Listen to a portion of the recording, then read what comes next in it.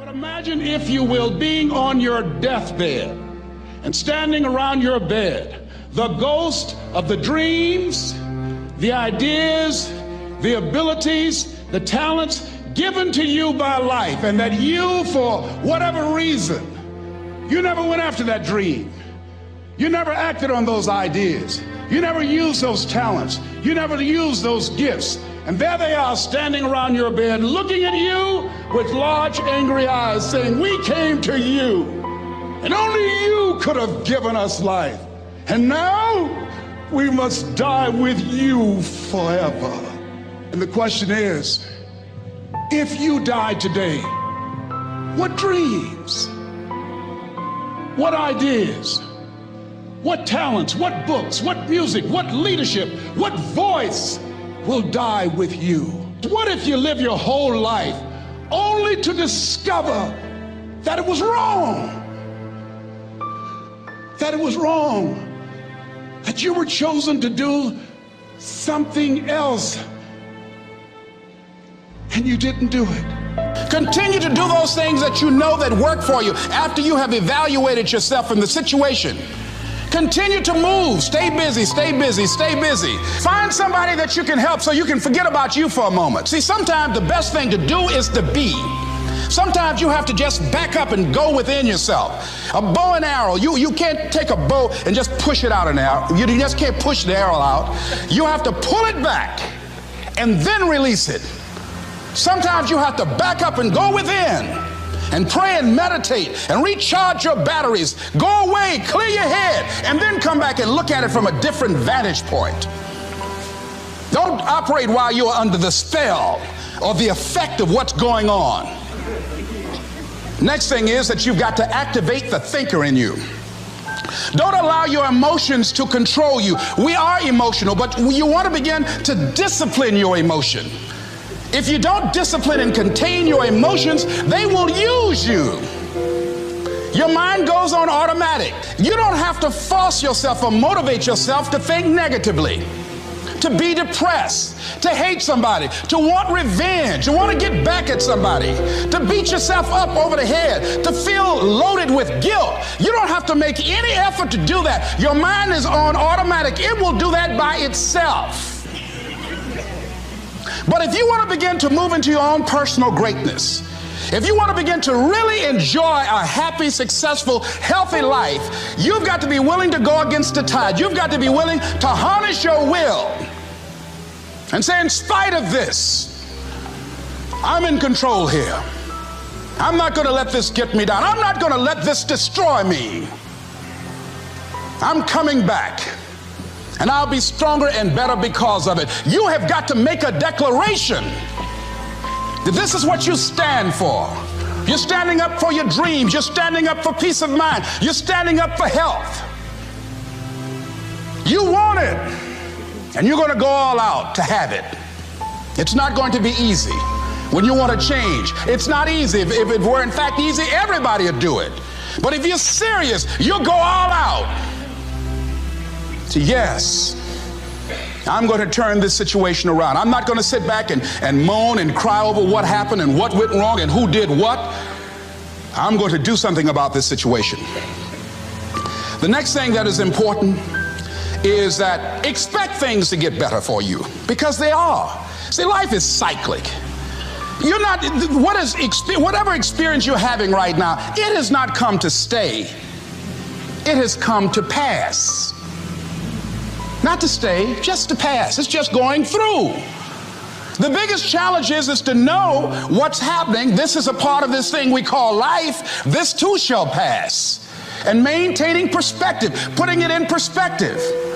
See, a lot of us, because of our limited vision of ourselves, a lot of us who begin to focus on problems and enable them to overwhelm us, we begin to think that we have no options. We begin to believe that there's no way out. There's always a way. Where there's a will, there's a way. I'm unstoppable.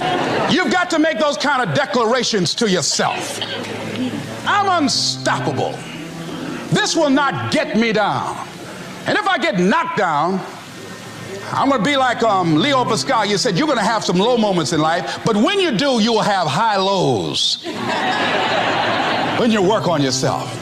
What are some of those things that you can do during this period of time? Go for walks. Do some things for you. Just go for a stroll so you can engage in some reflective thinking on life, on yourself, looking and enjoying the universe, smelling the roses along the way. Because you're going to have sometimes low moments when you won't want to get out of bed. You just want to stay there. At times you won't want to come out the house. At times you'll be feeling bad and don't know why. What's wrong? I don't know. It's necessary as you look at your goals and your dreams, it's necessary that you have a strategy and a game plan to change the story that you believe about yourself. And that's an ongoing process. I've discovered, and many people have, that what we do, what we accomplish, what we produce is a result of the story we believe about ourselves. My favorite book says, "Be ye not conformed to this world, be ye transformed by the renewing of your mind."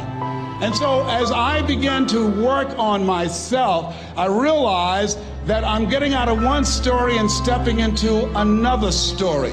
As I become aware of some things, there's still some things I'm not aware of. So I'm still growing, I'm still developing.